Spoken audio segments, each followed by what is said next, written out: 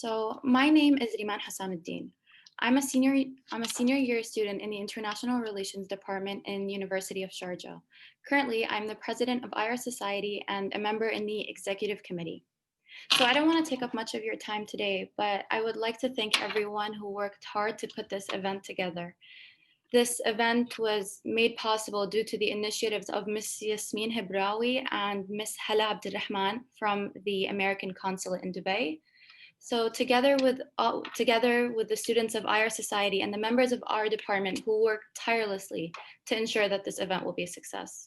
Namely, from our department, we have the department secretary, Hala Maher, and our dear Dr. Shayma Kataria, our department chairman, Dr. Sherko Karmanj, and as well as the dean of the College of Arts, Humanities, and Social Sciences. His name is Dr. Hussein Al-Uthman. Needless to say, this event further cements the great association that University of Sharjah enjoys with the American Consulate in Dubai. We have previously hosted the American Consul General, Philip Frayne, from a seminar in the on American Middle Eastern ties, as well as performing field trips to the American Consulate itself. It is critical for us in the 21st century to understand the inner workings of American politics, as the effects of globalization have ensured that the events in the United States have true international repercussions, including for our very own region here in the Middle East. As a Department of Politics and International Relations, students are offered a crucial course called American National Government, taught by our very own Dr. Kataria. This course is designed to introduce students to the foundation, to the structure and functioning of the American government. It examines the three branches of government, as well as the American foreign and defense policy. Moving on from this, I would like to extend a warm welcome to the Head of Public Affairs at the U.S. Consulate in the UAE, Yasmin Hibrawi, and once again, thank her for her hard work to make this seminar possible. So over to you, Yasmin. Thank you, Riman. As Riman said, my name is Yasmin Hibrawi, and I'm the head of the Public Affairs section here at the U.S. Consulate in Dubai. We're very happy to be collaborating today with the University of Sharjah. And one of our goals at the U.S. Consulate is to strengthen the ties between the U.S. and the UAE. And one of the ways that we do this is by bringing U.S. experts to speak to foreign audiences, which is why I'm pleased today to introduce our U.S. expert, Thomas Schaller. Mr. Schaller is a professor of political science at the University of Maryland, Baltimore County. He is the author of several books, some of which are The Stronghold, How Republicans Captured Congress but Surrendered the White House, and Whistling Past Dixie, How Democrats Can Win Without the South. He's a former political columnist for the Baltimore Sun and has published commentaries in the New York Times, the Washington Post, and the LA Times. He has appeared on ABC News, MSNBC, National Public Radio, and C-SPAN. Since 2004, Tom has given lectures on American elections in 19 countries on behalf of the State Department. The title of today's session is The Electoral Process, and it's about the importance of the U.S. electoral process and its structure, of which freedom of expression is a fundamental part of. And with that, I'll turn it over to Tom. Well, thank you, Yasmin, and also to your staff, Hala and Tara, and I'm sure a whole battalion of people that I didn't even meet that put these events together. And also thank you to Dr. Kermaj and Riman and all of the representatives of Sharjah, University of Sharjah, for inviting me. I'm very excited to be here. As Yasmin pointed out, it's now 21 countries. I need to update my biography a little bit. I did go to Estonia and Latvia earlier this year, just in February before the COVID pandemic breakout. So I've now been since 2004 presidential cycle in 21 different countries, including 4 years ago in the UAE. So I was there for about 5 or 6 days, I think in the spring of 2016, March or April, 4 years ago. I enjoyed my visit there. And even though it's only virtual this time, I'm excited to be back. So it's nice to see everyone. And thank you for coming out, I guess, this afternoon in your world, this morning in mine. I'm gonna, I guess I have to share here. Hold on a second, I'll put the PowerPoint up. Hopefully this will work fine. Everyone can see it, I hope. Yes, Yasmin, everybody's got it? It works. Yes. Okay, great. I just wanted a quick confirmation. Thank you. Thank All you. right, so like I said, I'm excited to be here and to be back, at least virtually. What I'm going to do is run you through about 20 slides and then maybe a half an hour, 40 minutes at tops, and then take your questions. I'm going to try to give you a sense of briefly how our presidential election system works, because it is a very unusual, in fact, very unique system for electing both our head of state and head of government. Most other countries have a prime minister and a president separately, but our president is both the head of state and head of government. And we've been electing our presidents this way more or less since the founding, although there have been some important changes to the system. So for those who may not be familiar with it or who were confused by the outcome in the 2016 election, or for those old enough to remember the 2000 election, both of which are elections where the popular vote winners, Al Gore and Hillary Clinton, did not win the election to George Bush and Donald Trump, respectively. Let me explain how our system works very briefly. I'm happy to take questions along the way, or we can wait till the end, however the moderators want to handle it. Our electoral college is essentially a colonial vestige of the founding period, when the founding fathers were drafting our Constitution in Philadelphia in the summer of 1787. They didn't even pick up the subject of electing presidents until 3 weeks before they finally finished the document on September 17th. And they kind of rushed it a little bit, and they made some mistakes, as they had to admit, by 1800 with the 12th Amendment. So our electoral college process is a bit bizarre to many people, including many Americans today. It's an indirect election, technically, where voters pick electors and electors pick the president. So it's technically a three-stage process where the votes by citizens are cast in November. The electors meet in December to certify the results, and those results are sent to the Congress in early January and officially open there. Now, for the most part, in years past, we know on election night who won, because we know how many electors have been captured, and we expect those electors to vote accordingly in December, and it's all essentially a formality for the latter two stages. But perhaps this year we will have some controversies and the election will be extended, as it was in 2000, for 36 more days. We'll see. The key provision in our electoral college is that it's not a national election, in the sense that the popular vote is not aggregated nationally. I didn't say the vote, it's not a national popular election in the sense of participation. Everybody in the country, in the 50 states plus the District of Columbia, Washington, where I live, can participate, but our votes are not aggregated on a nationwide basis. They are aggregated 51 separate times for the 50 states plus the District of Columbia. And the popular vote winner, even if that he or she doesn't get a pure majority, 50%, just the plurality winner, whoever gets the most votes in the state, wins that state's electors. And as I'll describe on the next slide, it's a winner-take-all process for those electors. Now, each state's electoral count is roughly, but not perfectly, based on the state's share of the national population. It's equal to the congressional delegation of the state.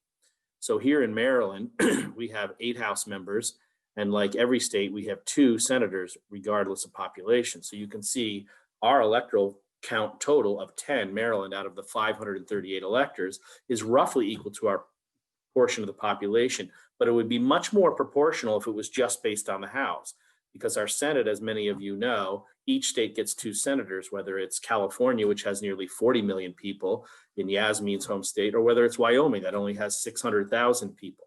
So the ratio of people between California and Wyoming is 69-1, but the number of electors that California casts, 55, to the number of electoral votes that Wyoming casts, which is just 3, is only 18-1.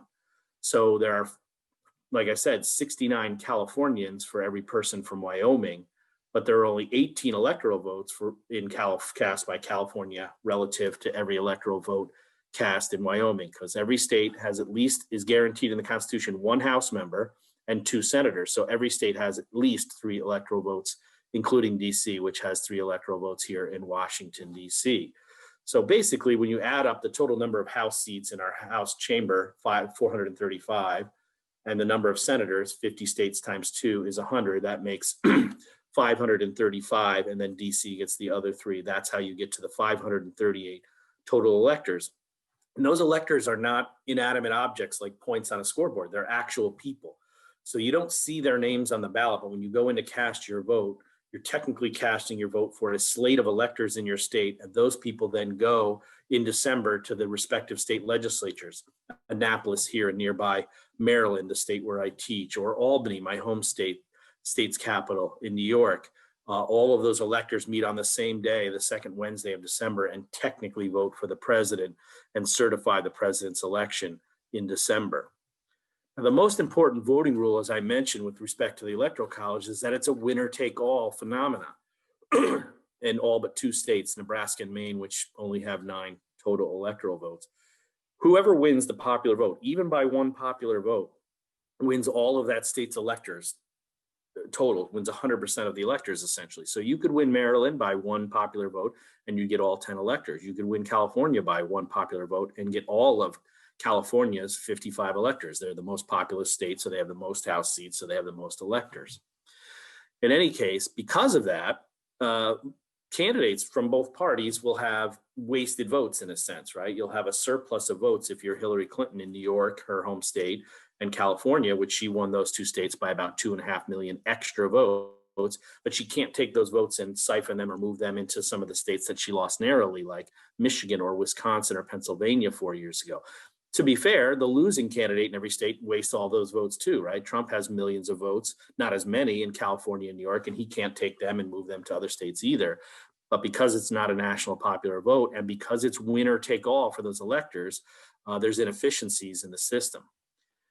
Now, at present, this hasn't always been the case. There really are only a handful of states that are in play. We call them swing states or competitive states. Sometimes you'll hear them referred to as purple states because the Democrats are generally referred to as the blue party and the Republicans as the red party. And halfway between blue and red, of course, is purple in the color scheme.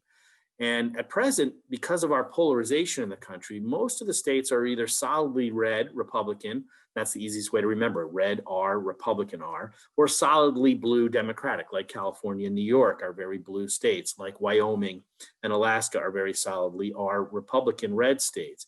We only have a very small set of states that are competitive between the 2 parties. And so they could go either way, and they're called swing states because they could swing toward Trump or Biden, just as they could have swung and did swing between Obama and Trump 4 years ago. And the universe of those states is very small right now because of our country's polarization. Now, this doesn't mean that in those states there are no solid Democrats and no loyal Republicans. It just means the balance between those 2 coalitions is relatively even, where you have about 45% Republican leaning voters, and you have about 45% Republican or Republican leaning Democratic or Democratic leaning voters. And so the states are evenly balanced. It's not like 100% of the voters are undecided there. So we're really talking about an election that narrows down to 8 or 10 states, and not even all the voters in those 8 or 10 states, really only 8 to 10% of the voters in those states. So in an election 4 years ago, where 139 million votes were cast, it really came down to about 7 or 8 million voters in about 7 to 10 states, if even that. And I'm going to explain to you about these swing states in just a minute. So there are 538 electoral votes. You need an absolute majority, not a plurality. You can't just get the most. You have to get half or plus 1. And half of 538 is 269, plus 1 is 270. So if you can get to 270 electoral votes, you win. Donald Trump had 306, so he had 36 votes in excess. Those of you old enough to remember will remember the 2000 election where George W. Bush finished with 271, very, very close. One of the closest elections in American history. And even though he lost the popular vote, he got the Electoral College majority with 1 vote to spare, essentially. It is possible, as I say in the last bullet point here, therefore, and it has happened now twice in the last 5 elections, as I already mentioned, the Bush-Gore race in 2000, and of course the Trump-Clinton race, most recent presidential election 4 years ago, for the person who gets the most popular votes to not get a majority of the electoral votes. And so the person who finishes second wins. We call these either misfired elections or wrong winner elections. Political scientists use different terms, but basically it's the popular vote winner does not get his or her 4 years ago popular votes in the right combination to win enough states whose electors add up to 270 or more. And so that creates what's called a misfired or a wrong winner election, We hadn't had one since 1888 until 2000, and now we've had two in 5 cycles, with the Republicans benefiting from what is essentially an electoral college advantage. Now, when you look at the map, if you notice down here in the bottom left corner, you can see this is a cartoon by Pulitzer Prize winning cartoonist Tom Tolles of the Washington Post. And if you could see there, the month is 10 October and the year is 2004. And the graphic here is the country where every vote counts. And it says the undecided, not the United States, the undecided states of America, those evenly balanced swing or purple states. That's the country where every vote counts, because the other 40 or 42 states don't really matter, because there's no reason for Donald Trump to campaign in Wyoming. He knows he's going to win it. And there's no reason for Hillary Clinton to have campaigned there, because she knows she's going to lose it. And getting a few extra votes there doesn't matter, because it's winner take all. It's not a proportional assignment or a proportional win of those electoral votes. It's winner take all.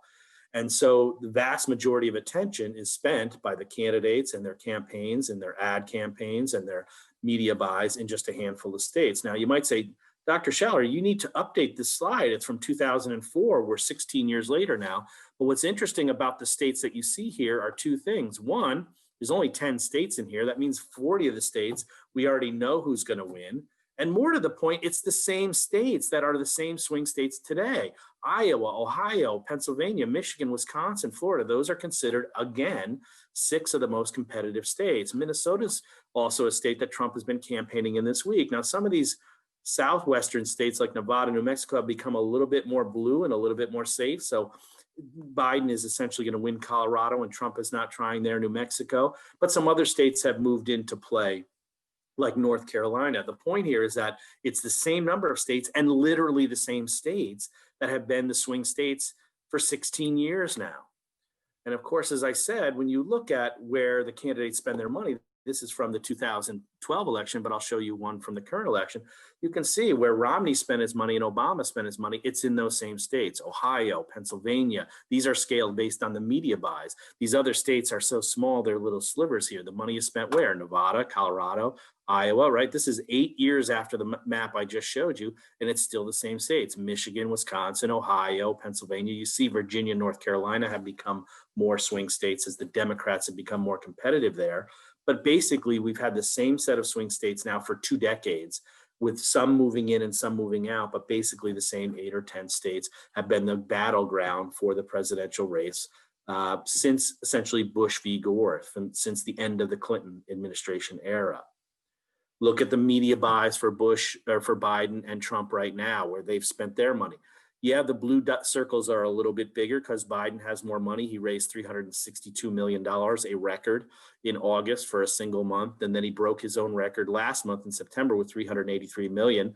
And Trump's campaign is struggling a little bit with cash on hand. So the blue circles are bigger. That's one thing you can take away. But the larger point I want you to see here is that between May and October, which is the last 6 months more or less of the election, it's in the same places, right? They're buying television ads in the same media markets, in and around Phoenix and Tucson, in and around Las Vegas, in and around Minneapolis, St. Paul, in and around Milwaukee, Detroit, Pittsburgh, Philadelphia, Raleigh, Durham, Chapel Hill, Atlanta, Orlando, Miami, and so forth, right? It's not a coincidence they're not spending any money in these states, because these are solidly red Republican states or solidly blue Democratic states like Oregon.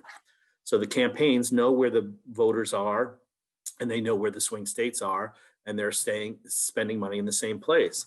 Look at where they spend their time too. Look at where the candidates spend their time. In the 2016 election, 94% of the campaign visits by either Trump or Clinton or their running mates or their spouses, right? Because you have basically 8, they call them principals, right? You have Trump and his wife, the first lady, you have Pence and his wife, and right now you have Joe Biden and his wife, and you have Kamala Harris and her husband. Those 8 principals are sort of the ticket plus their spouses. They don't spend their time up in Montana and the Dakotas and Wyoming or Alaska or Hawaii, which are far, far away. They spend their time in Nevada and Arizona and Ohio and Pennsylvania, and I'll move this over here a little bit, and North Carolina and Florida 6 years ago. And in fact, as it says here, 2/3 of the campaign events in the general election, and that's a little better, in 2016 were held in just 6 states, and 94%, basically all of the events, took place in just 12 states. So the candidates spend their time and they spend their money, and whether that money is spent on television ads or radio ads or digital Facebook ads that are targeted by state or city or neighborhood, by street or to individuals, those ad buys, the money and the resources and the time are spent in the swing states. Okay, looking back at that electoral college result, we see here again that Hillary Clinton won the popular vote by about 2.5 million popular votes over Donald Trump.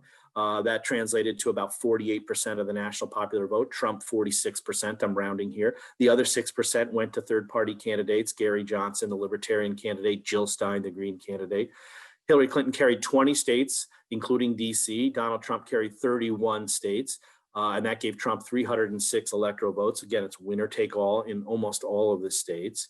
And that was enough for him to get an electoral college majority. 306 is bigger than 270, even though he came second in the popular vote. And the states that really decided it for him were these sort of 3 Rust Belt states, or upper Midwest. Pennsylvania is sort of more Northeast, but this is sort of the Midwest, and this is sort of New England and the Northeast, and here's the Southeast. But these are sort of Rust Belt states along what's called the I-90 corridor, which is a highway that runs from Boston all the way to Seattle. And this area is sort of the old industrial backbone of the country. We, have between sort of Boston and I-90 all the way up to Minneapolis. We build cars and dig coal and manufacturing and textiles, clothing, and so forth. And these were the biggest and fastest growing regions of the country in the late 19th century and the early 20th century. They're losing population now to the Sun Belt, to the southern states. But these are critical states because they're sort of microcosms of the country. And as the Midwest goes, usually goes the presidential election race. In fact, when you look at these 8 states, Minnesota, Wisconsin, Michigan, Iowa, Missouri, Illinois, Indiana, and Ohio, these 8 Midwest states, every presidential candidate, except for one in the last 100 years, has won at least 4 of those 8 states. And sure enough, Trump won 6 of those 8 states, except for Minnesota and Illinois. So as this part of the country goes, usually the whole country goes. This is not the most Catholic region of the country. New England is, but it's the second most Catholic region. It's not the most evangelical Protestant region. That's the Southeast, but it's the second most. It has a relatively similar mix of white and non-white populations, majority white, but significant pockets of Black and Latino voters in places like Minneapolis, St. Paul, or Milwaukee, Wisconsin, or Gary, Indiana, and Chicago, or Detroit, Michigan, which is here, or Cleveland, Ohio, or if you go into Pennsylvania, Pittsburgh, and Philadelphia. So it's sort of a microcosm. As the Midwest goes, so goes the country, because it looks like a smaller, miniaturized version of the country as a whole. And you can see that Trump won these 3 states, and these 3 states, Pennsylvania, Michigan, and Wisconsin, have a total of 46 electoral votes. And if you subtract those 46, he wouldn't have won. He would have been under 270. He would have been at 260. And look how close he won them. He won them by a combined 80,000 plus votes, fewer than 90,000 votes, and won them, each of them, by less than 1% statewide. He won Wisconsin by about 0.7%, and Pennsylvania by 0.8%, and Michigan the most narrowly by 0.2%. And you can see when it's broken down by county, Trump wins a majority of the counties, but Clinton dominates in the bigger, densely populated counties like Madison, where the state capital is, where the state university is, Dane County, Milwaukee County, the largest city in Wisconsin, ditto, Detroit. Clinton gets huge victories there by wide margins in large states. Ann Arbor, where the State University of Michigan is, Flint, a major county, an industrial county, car-making county. Donald Trump winning a lot of the smaller and mid-sized counties. Likewise in Pennsylvania, Pittsburgh is Allegheny County, the second largest city. Hillary Clinton with big margins in Philadelphia and the Philadelphia suburbs, which are densely populated in and around Philadelphia. So Trump's margins there, if he loses those 3 states, if she can somehow get 50,000 votes more here and 11,000 here and 28,000 here, she wins the presidency and of course still wins the popular vote as well. Now, this speaks directly to this issue of whether or not one party or candidate in the short term here has an electoral college advantage. And when you run sort of trials of the results in the electoral college based on projection of the 2-party share, you can see that the Republicans, and of course they have won 2 elections despite losing the popular vote, they have an electoral college advantage. This is the 2-party share of the national Democratic votes. This says if we run a simulation and Biden gets half of the vote and Trump gets half of the vote, that's where we'd be at 50%. What is the probability that Biden and the Democrats win the election in the blue. And you can see it's only about 13, 14, 15%. So if the final national popular vote, again, taking all the third-party votes, this is a two-party measure where you just discount the third-party votes, you add up all of Biden's votes, you add up all of Trump's votes and say, what share do they have? And it's going to be somewhere around 50, 51, 52, 53. You can see in a 50-50 race, Trump is likely to win about 85, 86% of the time based on simulations. Even if Biden gets to 51%, Trump is favored slightly, about 55, 45%. Biden really has to get up to around 52 to 48 victory to have a 3/4 chance of winning. And certainly if he gets up to 53%, he's almost certain to win. So that shows you there's a built-in electoral college advantage. And the reason for that, very shortly, this is a complex, is that those 2 extra Senate electors that each state gets, no matter how small. Remember, Wyoming gets 2 senators and therefore 2 electors because of its 2 senators, just like California, even though California is 69 times the size of Wyoming or 66 times the size of Wyoming. Those extra 2 electors for the small states gives them extra weight. And so the party that does better with the small states, particularly small white rural states, which is the Republican Party, has an electoral college advantage at present. This isn't always the case that the Republicans have been advantaged, but at present they are. So what kind of factors determine who wins a presidential race? This is sort of what I'll spend the rest of my time on. And the answer is several things. Some of it are sort of can be grouped into 2 categories. There's party and incumbency factors, things about who's in the White House and how long he or she has been and his party has been in the White House. And then there are sort of economic and sort of right track, wrong track, the state of the nation, if you will. So there's sort of what is the partisan state of affairs, and then what is the national state of affairs economically and otherwise? Is the country moving in the right or wrong track according to voters? So let's do these in sort of 2 chunks, and then I'll show you some slides. All else equal, when an incumbent is running for a second term, those incumbents win. So historically, the incumbent party wins about 2/3 of presidential elections. And in the post-war period, the incumbent party has won 8 out of 11 presidential elections, 72%. So the recent period is very similar to the overall historical period of about 2/3. It's a little bit better since the Second World War. So incumbents running for a second term are favored to win. So that favors Trump very clearly, right?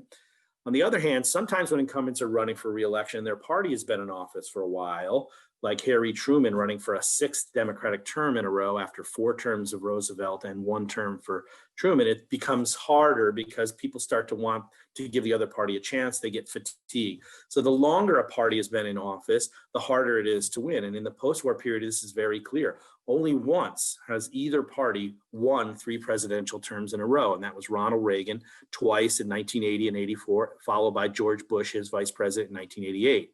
Now, yes, the Democrats have won the popular vote 3 times in a row twice now. They won it with Clinton in 92, Clinton in 96, and Gore in 2000. And then they just did it in the last 3 elections with Obama winning election, re-election, and Hillary Clinton winning the popular vote. So it's possible to win the popular vote 3 times in a row, but it's very hard to win the electoral college 3 times in a row. It's only happened once in the Second World War period. Also, the incumbent president, whether he's running for re-election like Trump or whether he's not, like Obama in 2016, the current party president's approval rating is a pretty strong predictor of how that party will do. And if that president's party is even or net positive in approval, that party tends to win. And if that party president, incumbent president, is net negative in approval, that tends to favor the out party, the party that's not in the White House at that time. So keep that in mind as we move to the second set of slides. Actually, just let's move them right there. So incumbents win about 2/3 of the time, as I said. And since World War II, 8 of the 11 incumbents have won re-election to a second term, and I'm not going to read them all off. Notice here at the bottom that the 8 presidents who all won, the 8 winners, not the 3 losers, which are Gerald Ford and George W. Bush and Jimmy Carter, that all of the presidents who won re-election since the Second World War were presidents who didn't have any party internal challenges. They ran unopposed, essentially, for renomination within their party to be nominated for a second term. So Gerald Ford had a challenge from Ronald Reagan in 1976, and he lost re-election. He wasn't initially elected, of course, because he took over after Nixon was forced to resign. Jimmy Carter had a serious challenge from Teddy Kennedy, the family heir to the Bobby Kennedy and Jack Kennedy, and Carter lost re-election to Reagan in 1980. And George H.W. Bush had a party challenge from evangelical leaders like Pat Robertson and Pat Buchanan from the sort of isolationist Trump wing of the party back then in 92, and he lost re-election. But all presidents who've been renominated without contest and running for just a second term for their party in a row have won. So that also favors Trump as well, right? On the other hand, the approval ratings really don't favor Trump. When you look at the winners since the Second World War and their approval ratings, and this is just a figure where they ask people, do you approve or disapprove? And they subtract the disapproval from approval. So if this number is positive, it means the president has more people approving than disapproving. And if this number is negative, it means it has more people disapproving than approving. So Eisenhower, very popular former general who led the Allied forces in World War II, when he came up for re-election after getting elected in 1952, he came up for re-election in 1956. About 80% of the country approved of him, only 20% disapproved, and 80 minus 20 is 60. So, I mean, this is just a record score here in the modern era. Reagan and Nixon, who both won 49 out of 50 states, they were about 60-40 approval, disapproval, right? 60 minus 40 is about 20. I'm rounding off a little bit here, right? 60 minus 40 is about 20. So Reagan goes into his reelection with 60% of the country approving his performance and 40% disapproving.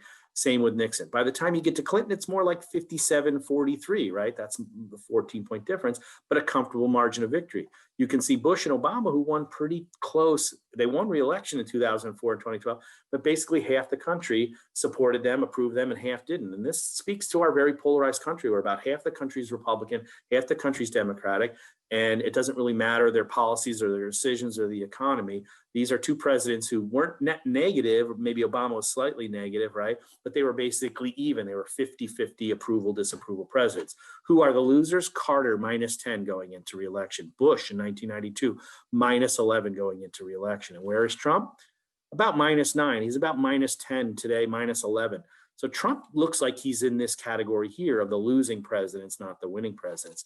And they take this number is taken 200 days before the election. You can see where Trump was on April 25th of this year is similar to where George W. Bush and Jimmy Carter is. Ford, I didn't put in the previous slide. You can see Ford was sort of in there with Obama and Bush, could go either way. He was about +1 going into re-election in 1976. I don't know why I left Ford out of this slide here.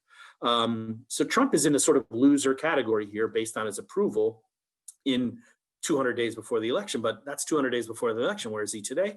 And he's exactly where he was 200 days ago. In fact, he's exactly where he was 30 months ago. You can see Trump's net approval, disapproval, right? When you subtract this number from this number, what do you get? 11. He's been at minus 9, minus 8, minus 10, minus 11, minus 7 for 30 months.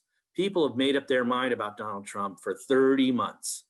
And it goes up and down based on, some episode or whatever. It went down a little bit initially on COVID as people rallied behind the president, but then as his performance and management of COVID sort of soured, people soured on him and his disapproval went up and his approval went down. And then it settled right back down to where it is, minus 9, minus 10, minus 11. I took this screenshot from Nate Silver's 538 site this morning. So this is the most current average of polls in terms of Trump's approval, okay?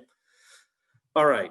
Then the second half of this slide is about what is the state of the nation? Where is the GDP? Is the country adding jobs? Is it growing economically, or is it going down? And obviously, if the GDP, if the growth of the country is positive, that favors the party running for re-election, whether it's an actual president running for a second term or whether it's Hillary Clinton running for a third Democratic term. If the economy is moving in a positive direction, that's good for the incumbent party, bad for the out party. If there's lower unemployment rates or going down, that's good for the in party, bad for the out party. And then right track, wrong track indicators. If a solid majority of people or countries sort of split on the right track, wrong track, that's good for the incumbent party. But if it's net negative, if far more people think the country's on the wrong track than the right track, that's bad for the incumbent party. That makes sense, right? So let's take a look at these numbers right now. You can see that when the right track, wrong track number is net negative, especially when it gets over like 18, 20 points, that's when the control of the White House flips parties. So in 1980, the country, about 20% of the country under Carter thought the country was going in the right direction, 80% wrong direction. That's a net of minus 59, minus 60%. Ronald Reagan wins that election, right? But by the time Ronald Reagan is running for re-election, the country's relatively evenly divided. So this number can be negative, but if it's in single digits or in the teens, those are elections where the White House party, who's ever in the White House at that time, holds the White House. But when this number gets up over 18, and certainly when it gets into the 30s or 40s or 50s, that's a scenario where the White House is going to change hands as a result of the election. And notice even when it was minus 18 here, right? A bad number sort of for Gore, he still won the popular vote. Notice that even when it was minus 31 for the Democrats, because the Democrats are in office now in 2016 going into that election, Hillary Clinton still won the popular vote despite a wrong track number of minus 31. So maybe Trump can win at minus 46, but this is the right track, wrong track number right now. And remember, she lost the electoral college, even though she won the popular vote. And Trump has a slight advantage. So maybe Trump can win with a minus 46, but that would be the highest number in history in the modern period to hold the White House for the Republicans, right? Because Trump needs a hold here, not a flip. And this number does not tend to favor him holding the White House. And in fact, when you look at this number and you break it down a little bit in terms of right track, wrong track, the number has come down significantly among Republicans. It's come down by half since COVID, basically, right? You can see most Democrats, there's a partisan effect. Notice that Republicans think the country's more on a right track because they have a president in their White House. So this is a partisan measure that skews toward, do you favor the party in the White House? You're more likely to say right track. If you're not the party and your party's not in the White House, you're more likely to say wrong track. So at the start of the year, before anybody had heard of COVID-19, only 16% of Democrats thought we were on the right track, but that's cut in half. That's not a big move when you're only starting at 16, it's down to 8. But when you're starting at 68 and you're down under 30, half of Republicans now agree the country's moving on the wrong track. And what's driving that? Well, of course, COVID is driving that. Take a look at how bad the situation is on COVID. Independents are probably a good proxy for the country as a whole. And about 66 of them, 2/3 of them think that America is doing somewhat worse or much worse, right, on managing the COVID problem. Of course, Democrats are more critical. It's partisan, right? And so you have 90% of Democrats saying the United States has handled the COVID crisis somewhat or much worse than other countries. But even Republicans, about 44% of Republicans, not Trump's base over here, but 44% of Republicans admit the country is handling COVID worse than other countries. Now, maybe they're blaming Democratic governors, right? It's hard to say that they're also blaming Trump. They're just admitting that the country's moving in the wrong track. So how blame is assigned and so forth, that you can't necessarily tell from this. But when you look at this chart right here and you look at this chart right here, it's very clear that COVID has tanked the right track, wrong track numbers nationally and even among Republicans and slightly among Democrats, even though most Democrats thought the country was on the wrong track even before COVID.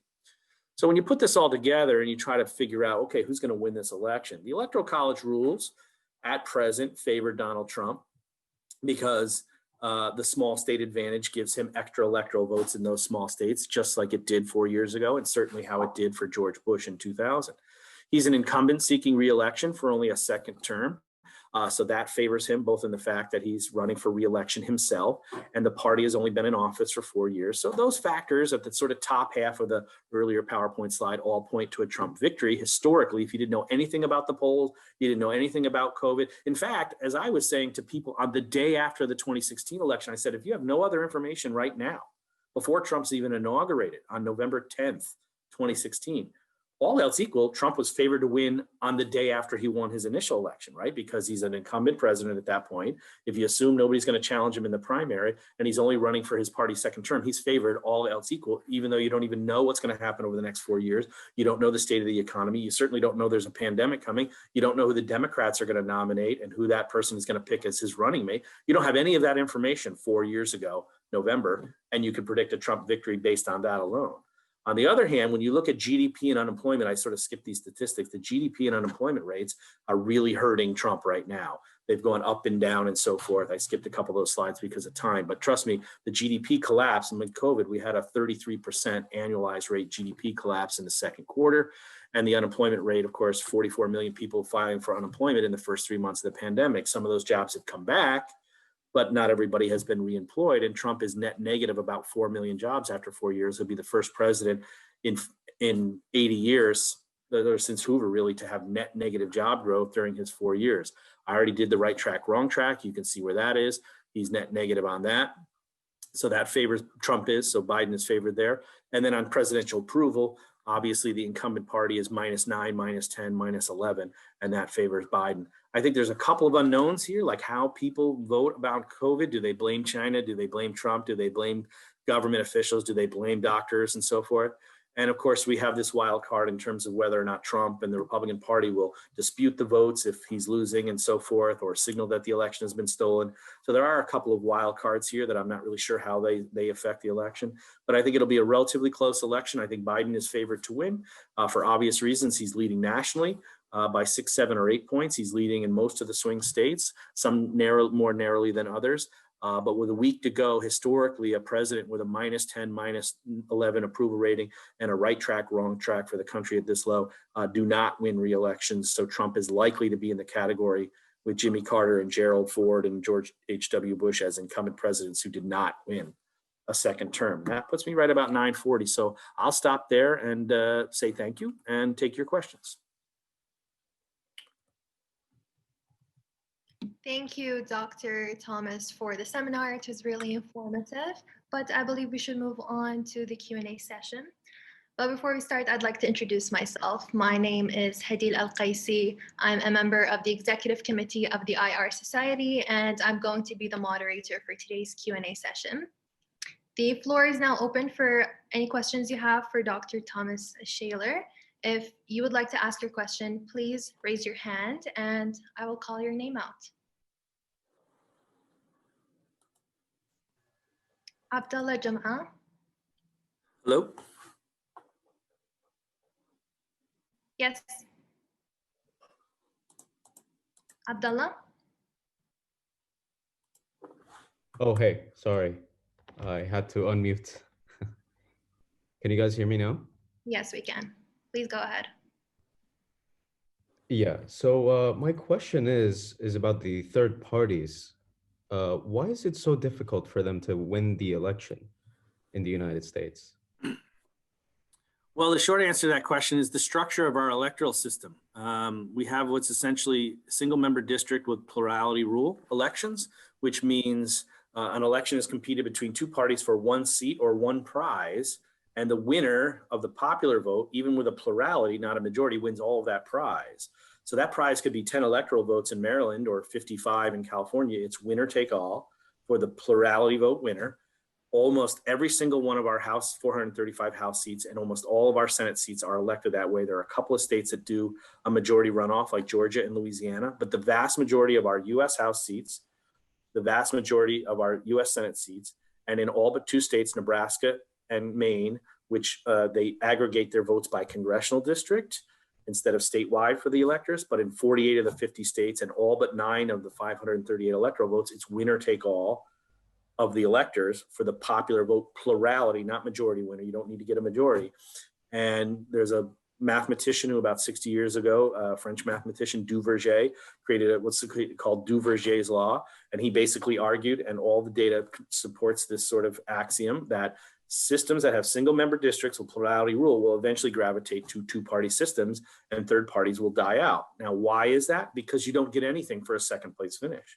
And you certainly don't get anything for a third place finish. So if we had, like many European governments had, a PR system, a proportional representation system, where some green party in Europe gets 9% of the vote in the national elections and they get 8% of the seats, they'd be able to then negotiate with one of the 2 major parties that didn't get 50% of the seats in the legislature. And there would be an incentive also, because voters know that their votes will be counted, to vote for third parties. Here, there's really no incentive to vote for third party candidates unless you're trying to send a protest message, because third party candidates don't win any seats or any elections. The classic example here, some of you who are old enough may remember, Ross Perot, an independent candidate, ran for president in 1992 against then incumbent George H.W. Bush, the Republican, and Bill Clinton, the Democrat. He got 18.9% of the vote nationwide, 19%. If you allow me to round that, that's 20. He got 1 vote out of 5.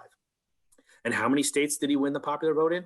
0. And so how many electoral votes did he get? 0. He got 1/5 of the vote and 0% of the electors. More to the point, he encouraged and recruited 300 candidates, roughly, I think it was 290, candidates to run on the Perot Independent Party ticket for the U.S. House of Representatives. So that's more than half of the 435 House seats had a Perot candidate running locally for a U.S. House of Representative seats. How many of them won seats in that election? 0. Why? Because none of them finished first in any of those districts. And Perot didn't finish first in any state. And in fact, he finished 3rd in every single state except for Maine, where he finished 2nd. So he got no electoral votes. And so a strategic voter says to themselves, yeah, I'm a green, I'm not really happy with the Democrats, or I'm a libertarian, I don't like where the Republicans are on some of these social and cultural issues like abortion and guns. So I want a more libertarian party. You can vote libertarian, you can vote for Gary Johnson, 3 or 4% of the people did 4 years ago. You can vote for Jill Stein, 2% of the people did 4 years ago, but Jill Stein and Gary Johnson got the same number of electoral votes that Ross Perot did, 0. And so strategically, you know, the notion here is you're wasting your vote because the election is ultimately going to come down between the two parties. And so a lot of my students are always like, we need vibrant third parties. And I say, okay, I agree. The first thing you do is change the voting rules. I mean, so much of our system is run as a duopoly between the two parties. Even the debate commission is managed by the two parties and decide who gets to be on the debate stage. We haven't had a third party candidate on the debate stage since Ross Perot in the presidential debates, because the two parties write the rules and they require a minimum level of polling support for the candidates to even be able to appear in the debates. That's why you don't see any of these Joe Jorgensen or some of these other nominees from the third parties running. So we do not have a vibrant two-party, three-party, or multi-party system, and the reason is structure. Thank you. We have a question in the chat from Shama Faisal, and she's asking, why was Trump's legitimacy questioned even after the votes were out? Well, it depends on what you mean by legitimacy. If you mean by legitimacy, like, did he win the election? I mean, I don't think anybody was questioning the legitimacy as if like there was in 2000, where there were a lot of ballot controversies in Florida regarding late ballots, military ballots, and the hanging chads and the voting systems and the vote tabulation. And we had a 36-day recount fought in the state and national courts all the way up to the US federal Supreme Court. So there is some more question, I think, about the legitimacy of Bush's election in 2000 because of those voting disputes. I think on the count of, is Trump a legitimate president in terms of how he's managed in the American tradition and his adherence to the Constitution, that's a separate question. And their, legitimacy is more of a normative question in terms of what you think is quote unquote legitimate. So I'm not sure how to answer that question unless you mean the legitimacy of his victory or the legitimacy of the way he governs. But you can ask a follow-up if you want. We will wait for her follow-up. Maybe you're talking about like the Russia interference and stuff like that? Shema? Okay, while we wait for her follow-up question, let's take another question from Shog Al-Naqbi. Please unmute yourself, Shog.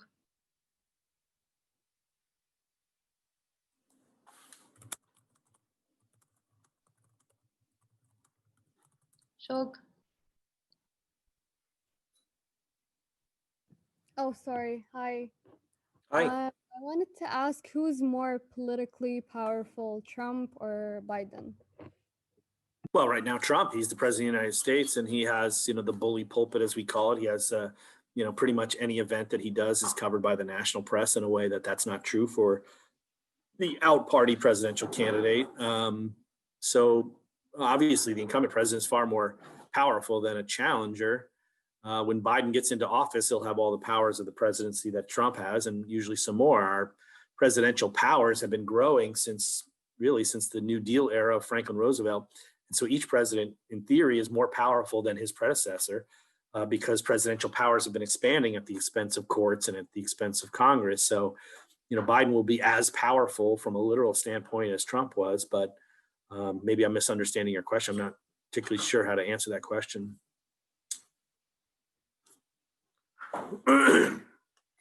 All right, thank you.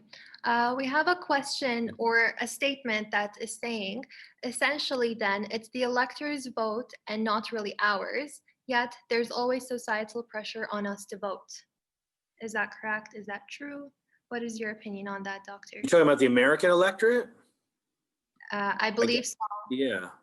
I mean, we have pretty low voting turnout for the world's oldest constitutional democracy. I mean, America likes to brag about, what a leading light we are in a, shining city on the hill for the rest of the world. And to be honest, right, our State Department tries to, export our democracy in some respect, right? We have lectures around the world about American federalism and other sorts of things. And America takes a great pride in its democracy. And I'm not saying we shouldn't, but on some measures, our democracy is not particularly healthy, and probably the top reason on that list is we have very low voter turnout to compare to many other countries, including many other Western first world long-standing democracies. So even though there are some measures by which we look pretty strong, we've had peaceful transition of presidential power every 4 years from the time of George Washington, our first president, through Donald Trump. That's a pretty good measure, right? We've had civil unrest, we've had a civil war, we've had states secede from the Union. It's not a perfect path between 1788 and 2020. But, unless Trump refuses to leave the White House after losing and tries to call on the military to have a junta to take over an authoritarian regime without winning the election, I think we'll have a peaceful transfer of power if Biden wins this year as well. But on other measures, in terms of turnout and so forth, we have pretty low participation rates. Typically in a presidential election, we get about 55 to 60% of the age eligible electorate turning out to vote in a presidential election. That's only every 4 years. When you look at midterm elections, that number is usually in the 30s, although we had a real amazing spike in turnout in 2018. The last midterm election is an even election, an even numbered year election when the presidency is not on the ballot. So 2018, 2014, 2010, when a third of the Senate, the upper chamber, all of the House, because it's 2-year terms, and then a variety of governors. Most of the governors, actually 39 of the 50 governors, are elected in the even year, what we call congressional year or midterm or off year elections. Those terms are relatively used interchangeably. They made even numbered years when the presidency is not on the ballot. We had a turnout in 2018 of 39.1% of the eligible electorate for the 2018 midterm election, which was the highest since 1914. It was the highest in more than a century. And 1914 was the first election when America, after the 17th Amendment, began to elect its senators instead of having their senators chosen by the state legislators and the state governments. And so that bodes well for perhaps a higher turnout. And I think we're going to have a record turnout for the modern period here next week. We had 139 million and change voters turn out, most for Hillary Clinton and Donald Trump, but some 6% for the third party voters. Natural population growth, the country grows about 3% every 4 years. So 3% on top of that puts us at about 143 million, even if it was just sort of the same turnout rate as 4 years ago. But I think we're going to have a higher turnout rate. I think we'll have at least 150 million voters. Maybe I'm thinking it's going to be closer to 155 million. And that will be a high water turnout mark for the post-war period. But even then, it'll be at best 65% of the age eligible electorate. And the reason is a significant share of the population isn't even registered to vote. The vast majority of voters who are registered, about 85 to 90%, vote in presidential elections, but about 30 to 35% of voters aren't even registered in the first place. So we have a significant registration problem, and we don't have government-sponsored registration. We don't mandate that people register or vote, as some democracies do.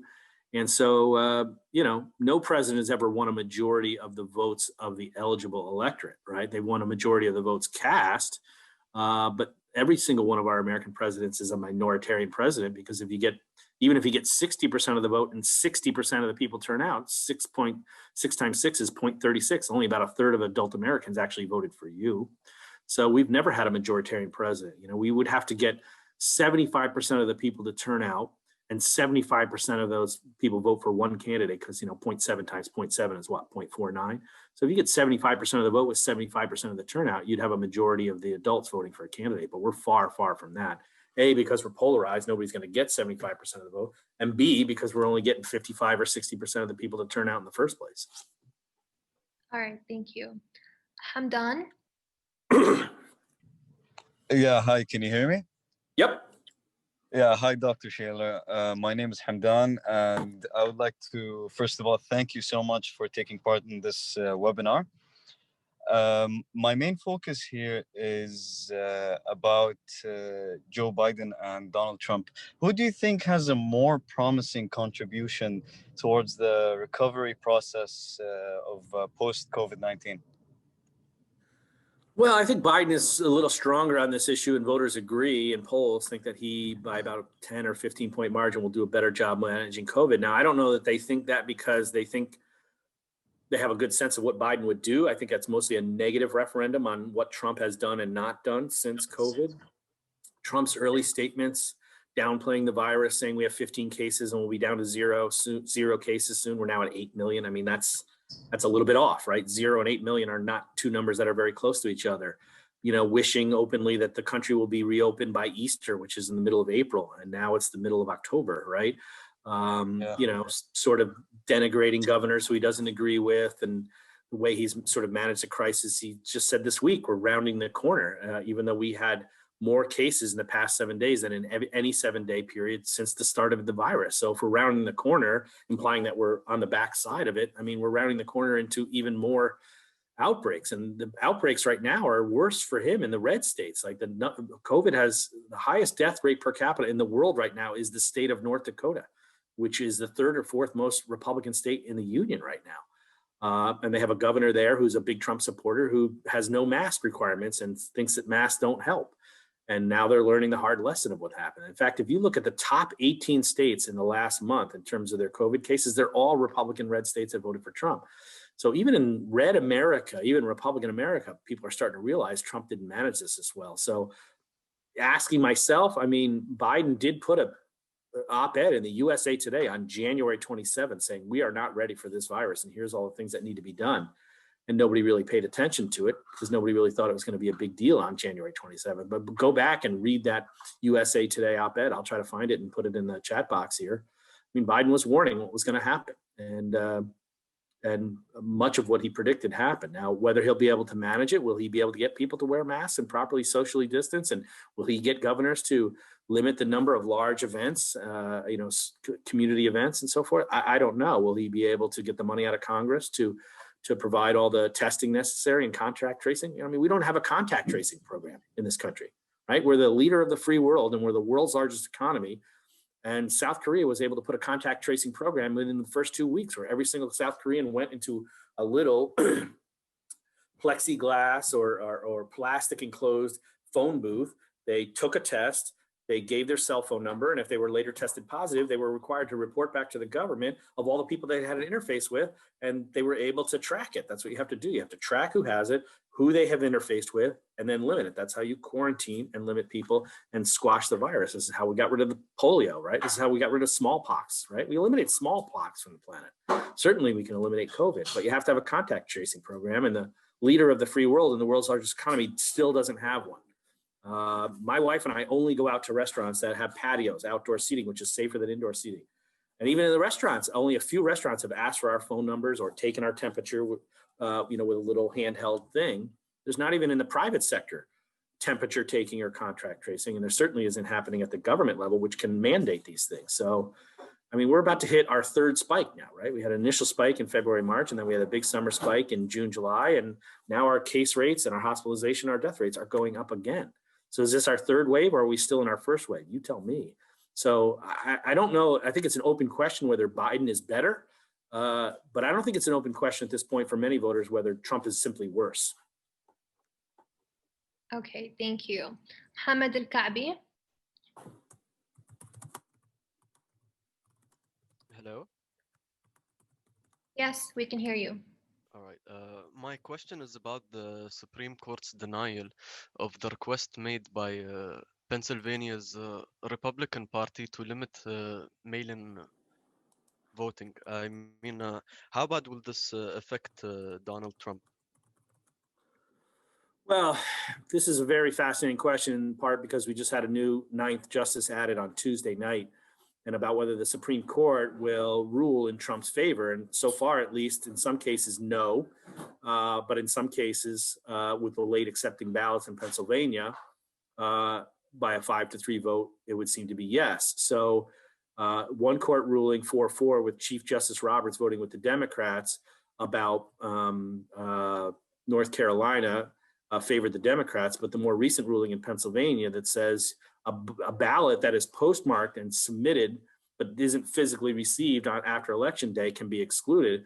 It directly contravenes what was done in the Bush v. Gore case in 2000, where military ballots were accepted from overseas up to 10 days after the election and the original ballots were tabulated.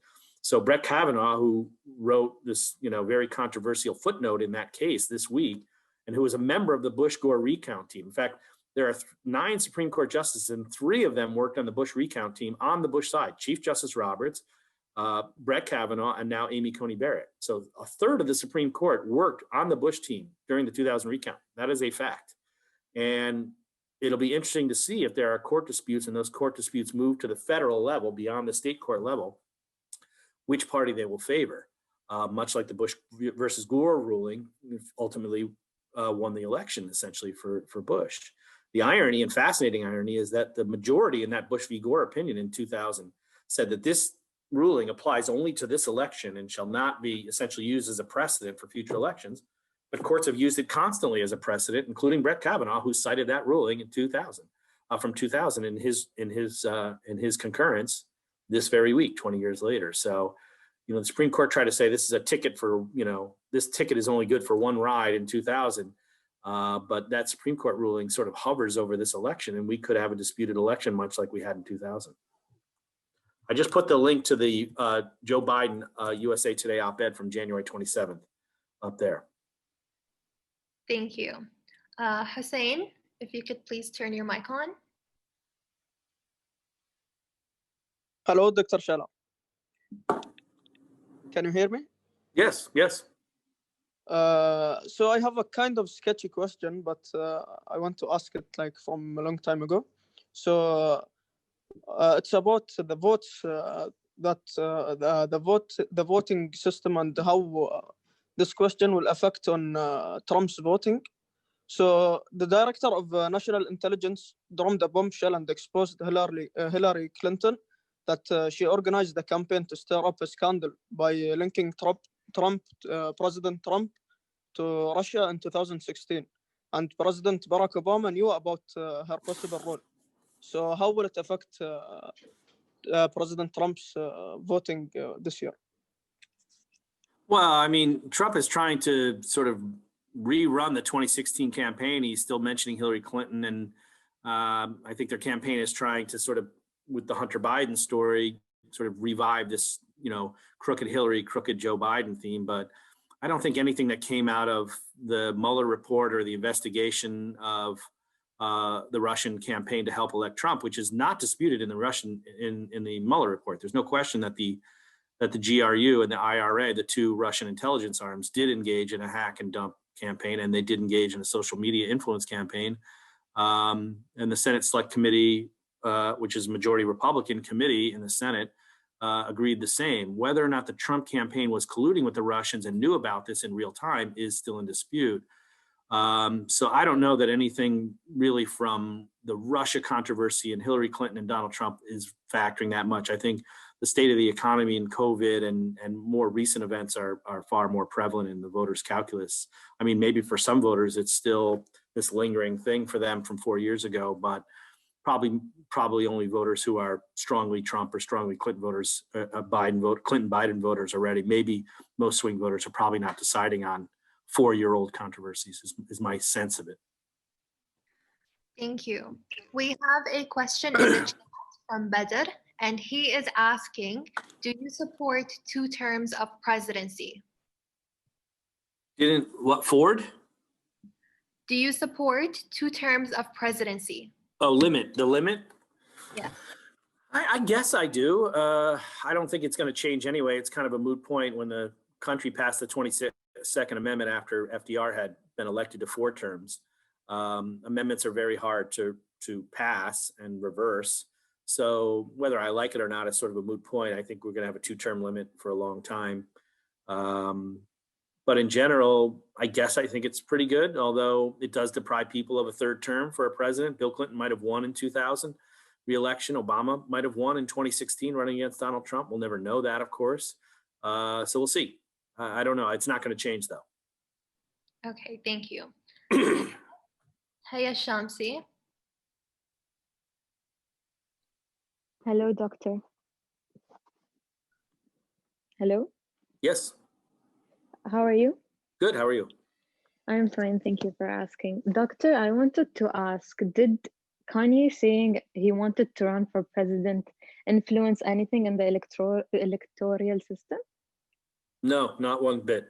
He's completely irrelevant. Okay, thank you. Thank you. Hamail, please turn your mic on. Good evening. So I had a question. So President Trump has made it abundantly clear that in the face of defeat, he would be questioning the legitimacy of these elections, particularly when it comes to mail-in votes, which he has claimed are prone to widespread fraud. He has also fomented that he would decline to commit to a peaceful transfer of power. So if President Trump loses the upcoming election, would he really rally a movement around him after the elections to take it to the Supreme Court? And would he achieve Republican backing in this move? Well, he certainly may dispute a closely contested state like Pennsylvania or Florida in the courts if he thinks he can win or what have you. So that's part one of the question. And then in terms of him leaving office, I mean, there's a lot of sort of Democrats and liberals nervous that like Trump will barricade himself in the White House. But, you know, once the electoral votes are certified and Joe Biden is declared the winner, he'll have the power of the presidency. He could literally order the military to take Trump out of the White House. So I don't think Donald Trump is going to be inside the White House bunker. There is a several level deep bunker underneath the White House that includes a situation room, and it's all bomb proof and attack proof, which is why I don't know why Trump built this giant. There's a giant white fence around the White House right now. I don't know if you know that since the Black Lives Matter protests. I live about 2 miles from the White House. We've never seen anything like that before, but you know, Trump will be easily removed from the White House physically if that's what it comes to, but I don't think it'll come to that. In fact, I'll make a prediction right now. Ready? I don't think Joe Biden's going to be the 46th president of the United States. I think if he wins, he's going to end up being the 47th vice president because I think Trump will resign rather than show up at the inauguration on January 20th, perhaps to give Pence a chance to pardon him. Trump's alluded to the possibility that he will pardon himself for any potential future, you know, financial or other, you know, improprieties. And Trump has himself said he probably wouldn't show up for the inauguration, which I think does serious damage to our democratic norms because the peaceful transfer of power includes the losing party or the losing candidate showing up for the swearing in of his successor. And every president has written a personal letter to the next president and left it in the president's drawer to read, even when those two candidates fought vigorously and aggressively against each other. So there's a reasonable possibility, in my view, that Trump won't be president on January 19th if he's not elected on November 3rd, reelected. So we'll see. All right, thank you. So we are running out of time. So we're going to go for our last question by Schaller. If you would please turn your mic on. Hi, Professor. Hi, Professor. I just want to ask, how does a person decide that they want to run for election? I don't know how any individual person decides to run for re-election. We know what kinds of people decide to run for re-election. We know that men are more likely to run and white people are more likely to run on average. That's changing, though. We're seeing more and more women candidates and more women elected. We have more than 20% of the women in Congress are now women in both the Senate and the House. About 80% of that 20% are Democrats. The Democrats elect far more women. On the state legislative level, it's even higher in some states. Some states now have 40% women in the state legislatures. Maryland is one of the higher states. I think where I teach in the upper 30%.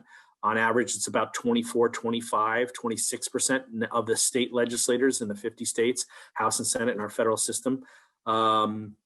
So we're seeing more and more people of color and more women run. We're also seeing more people from what's considered the non-traditional backgrounds, people not from business and politics, people from entertainment, people from education and other fields who are running instead of the traditional, legislature full of, white male lawyers and businessmen. When you look at the demographic backgrounds of the Congress across time, it has changed rapidly in the last 50 years and certainly in the last 20 years. So how an individual person decides, I mean, most people who run for office, we do have amateurs who run, who've never really run for anything before, been involved in politics. People usually get involved in politics in the local level, and maybe they run for, a local office on the city or county level. And then, they sort of have what's called progressive ambition that has nothing to do with left, right. They try to proceed up the ladder and run for state legislature, or they run for Congress. I mean, you can see former presidents as good examples. Barack Obama was a state legislator in Illinois, and then he was the U.S. senator from Illinois, and then he was president, right? And John F. Kennedy and Richard Nixon were members of the House, and then they were members of the U.S. Senate, and then they were president. So a lot of politicians running for office were politicians already running for a previous office. But the individual calculus, I mean, who knows exactly what goes into the mind of any given person in terms of why they decide to run, but it's still only a very, very small fraction of people who ever run for office, of course. Okay, thank you. I think we can go for one more question from the Sure, chat. I'll stay as long as people want. Okay. My time is your time. Sharifa is asking if Biden wins the elections, is he going to shift the US from protectionism to a liberal economy? And how is he going to deal with the rise of China? I'm not a good international diplomacy, foreign policy person. I do more domestic politics, so I'll punt on the first question. I mean, I think what's interesting about the second question, excuse me, but I think what's interesting about the first question is that Trump really broke with Republican and even especially conservative orthodoxy on 3 issues when he ran in 2016. And he's not the first person to do this on any of those issues, but in a way, he's the first presidential candidate to break with the party on 3 issues. One is isolationism and the US's multilateralism, leader of the West, Atlantic alliance sort of approach to foreign policy. 2, of course, is trade with a more protectionist, trade war approach, whereas the Republican Party has long been a free trade, global market party. And then the 3rd, of course, is immigration, which hasn't come up at all, to sort of build the wall, Mexico pay for it, and all this other stuff. So on this, on the second of those 2, I mean, Trump has rattled his sabers a lot about protectionism in China. Here, China's a little bit in terms of on the market side. I don't know if you mean the rise of China politically and militarily. I'm not sure about the second part of your question, but renegotiating NAFTA with the USMCA, the US-Mexico-Canada agreement. If you look at that, 90% of NAFTA is in USMCA. I mean, Trump tinkered with it a little bit at the margins and maybe got some wins for the United States in terms of trade policy with our North American neighbors. But if you look at it line by line, the policy is 85 to 90% the same. So Trump said NAFTA is the worst trade agreement we ever did, and he replicated 85, 90% of it, which he, of course, won't tell you, but that's true, right?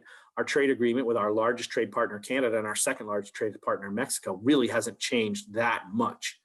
And then in some of the trade deals, things have gotten worse. I mean, the bankruptcy rates and the suicide rates among Wisconsin dairy farmers are through the roof. And of course, Trump has spent more to bail out US farmers than Obama spent to bail out the US auto industry, for which conservatives criticized Obama for bailing out the auto industry. And Trump's bailout of the farming industry in the United States to compensate for the backlash and the unintended, unless you're paying attention, the intended consequences of these trade deals have really hurt domestic production, because when you start a trade war, the other side doesn't say, okay, you want to pick a trade war with us, we surrender. No, they engage in a trade war right back at you and start denying your exports. And so US exports, particularly in dairy and soy and corn, have devastated, and the share of crop bankruptcies and farm bankruptcies since Trump took office have soared through the roof. You're not going to hear him tell you that, but look it up. It's true. And so US taxpayers have spent upwards of $50 billion now subsidizing farmers, more than we already were. There was plenty of subsidization of farmers before Trump came in office because of these trade wars. So I don't know how much that will change.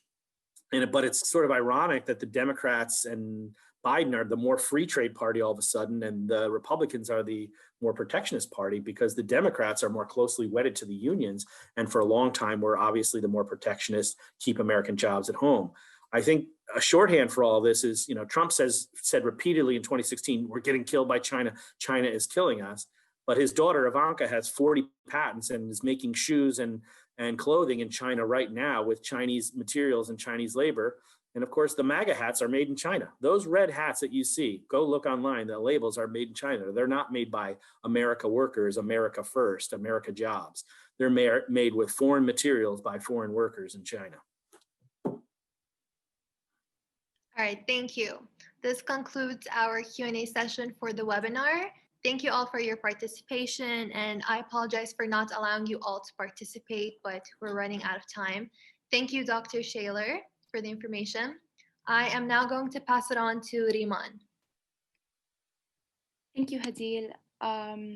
So thank you so much, Professor Dr. Schaller, for the speech and the seminar. It was really intriguing and it was so interesting. But before everyone leaves, I just want to make sure that if you look at the chat right now, I'm going to send it. wait, here's the chat.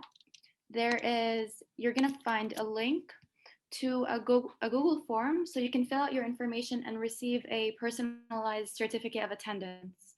So to conclude, I'd like to thank all of our guests for their questions, for their curiosity, and your presence. Like the participation made this event truly enjoyable, and I loved every second of it. So thank you, Dr. Schaller. I would like to extend a thanks on behalf of the entire department and for all of the effort that you placed in today for sharing your knowledge with us.